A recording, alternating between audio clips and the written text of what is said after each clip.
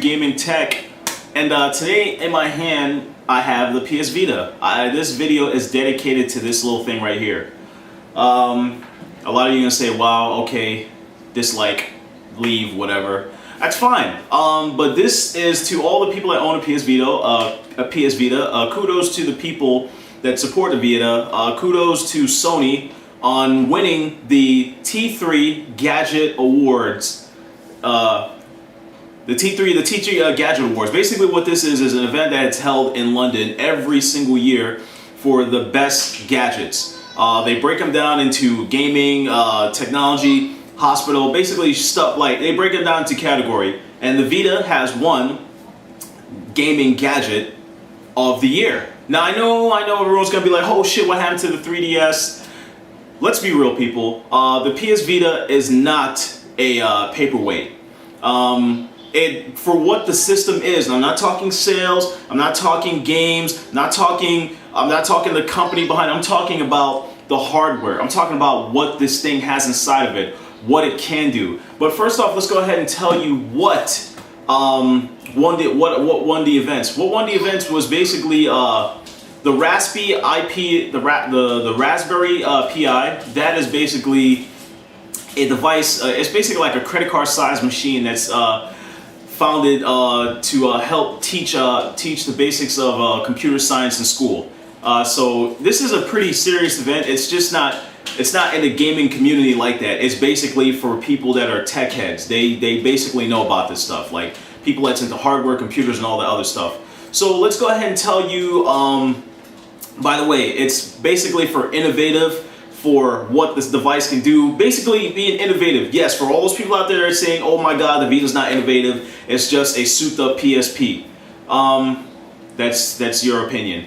But let me tell you the contenders. That was the long list of contenders was the Creative Lab Sounds Blaster Recon 3D, the Asus VG27, that's a monitor, the Chill Bass Fusion crossbow, it's a gaming PC.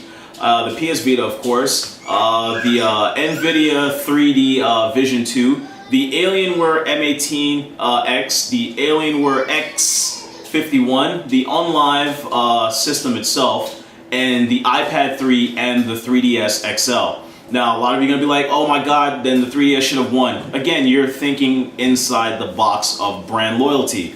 We're not talking about games, we're not talking about sales, we're not talking about the brand behind the company, we're talking about what the device can do. The PS Vita is not a light contender. It has a quad-core CPU, a quad-core GPU.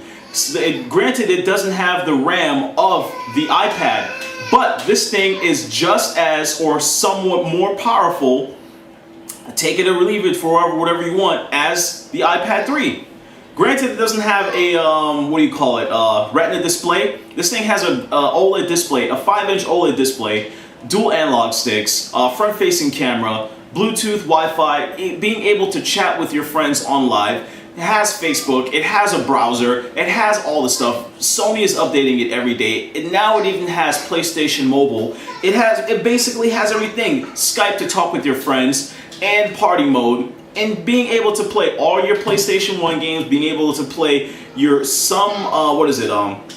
now they're bringing over your PSP titles, and if you've had them before, you're just transferring them over. Being able to play X-Play with your crossplay with, let's say for instance, PlayStation All-Star. Someone on the PS3 is playing PlayStation All-Star. I'm at the airport on the Wi-Fi. I'm challenging someone from console to handheld. See what I'm saying? We're not talking about the games that it's getting. We're not talking about the developers out there that's shunning it because it's not selling like hotcakes, or the people that want it to drop in price because they want to be cheap. It's because, well, yeah, I understand the economy, whatever. It's because of what the hardware can do. It's not a slight contender. The battery life is awesome. I sit there with my Vita with Wi-Fi and 3G on, and I go at least 6, sometimes 7 hours. I'm being honest here. The device is not a sleeping contender. Now, side-by-side comparison, not side-by-side comparison. On paper, the Vita wipes the slate with the 3DS XL or 3DS period.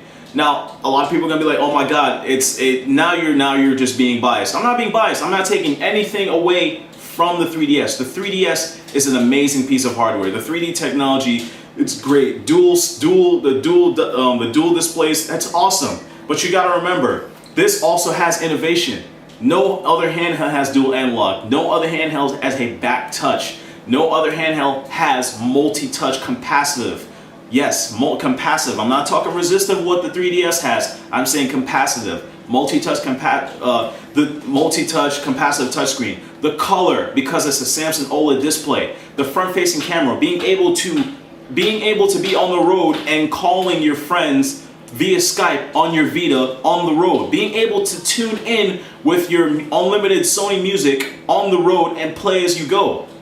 I feel, my personal opinion, when Sony made this device, they did not just make it for games. Well, who does that anymore anyhow? No one really does that anymore. To be honest with you, if this was supposed to be a gaming device, Sony shouldn't have spent that much money into it.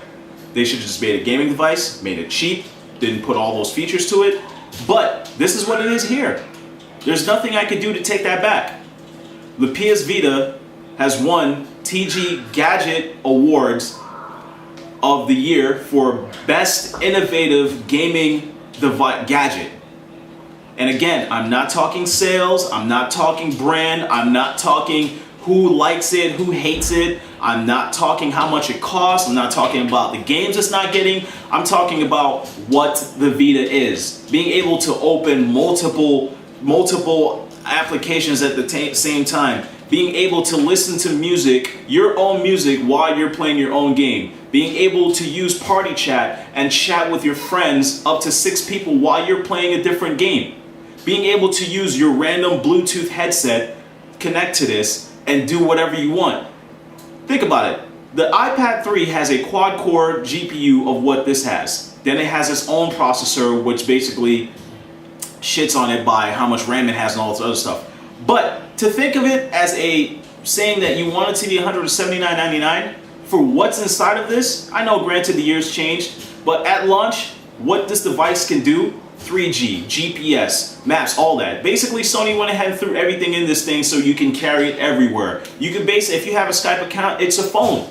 But this is going on too long. I just wanted to say kudos and congratulations to everyone out there that owns a PS Vita, and congratulations to Sony for winning the T3 3 Gadget Award, Innovative Gadget Award of 2012. Again, this is not a comparison, this is not a versus, it's about what the device is, what's inside of it, what it can do. And be honest, if the Vita ends up getting like the support that it's supposed to get, it's going to be a force to be reckoned with. Granted, Nintendo is selling cheaper, it's getting the games, it's getting more content out there, that's great. But the Vita is not a sleeping contender. It's not. It's not a paperweight either. It's only a matter of time.